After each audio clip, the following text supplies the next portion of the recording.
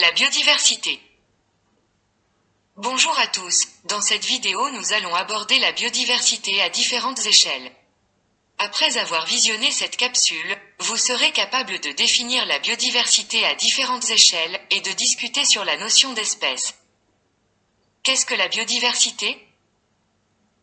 Ce terme désigne la diversité du vivant qui s'observe à différentes échelles.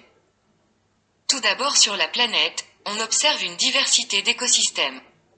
Celui-ci est défini comme un ensemble composé à la fois d'un environnement avec ses propres caractéristiques physico-chimiques que l'on appelle biotope, et d'un ensemble d'êtres vivants en interaction avec eux, et leur environnement que l'on nomme biocénose.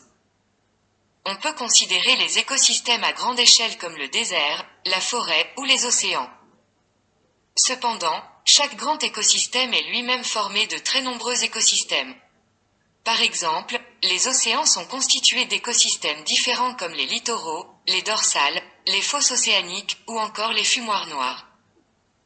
Donc le premier niveau d'organisation de la biodiversité est la diversité écosystémique à l'échelle des écosystèmes. Dans un écosystème, on observe une grande diversité d'espèces qui sont différentes d'un écosystème à un autre. Donc le deuxième niveau d'organisation de la biodiversité est la diversité des espèces au sein d'un écosystème donné. Enfin, dans une espèce, on observe une diversité interindividuelle. Aucun individu d'une même espèce se ressemble parfaitement, il existe une variabilité plus ou moins importante. Cette variabilité est d'origine génétique. Donc le dernier niveau d'organisation de la biodiversité est la diversité génétique à l'échelle des individus d'une même espèce. Mais qu'est-ce qu'une espèce ? Une espèce est un ensemble d'individus interféconds, c'est-à-dire capables de se reproduire et d'avoir une descendance fertile.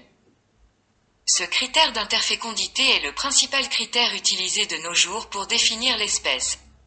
Cependant, cette approche n'est pas toujours fonctionnelle, surtout lorsque l'on étudie les fossiles ou des êtres non sexués comme les bactéries. Dans ces cas, on utilise un autre critère comme la ressemblance morphologique.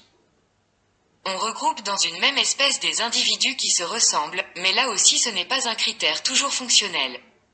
Par exemple, ici nous n'avons que 3 espèces. Ici dans cette espèce nous avons une forme juvénile et une forme adulte. Dans cette autre espèce, nous avons des individus de castes différentes, une ouvrière et une reine. Et là, dans cette dernière espèce, nous avons un mâle et une femelle. Vous voyez que la notion d'espèce n'est pas une notion simple et peut avoir plusieurs définitions.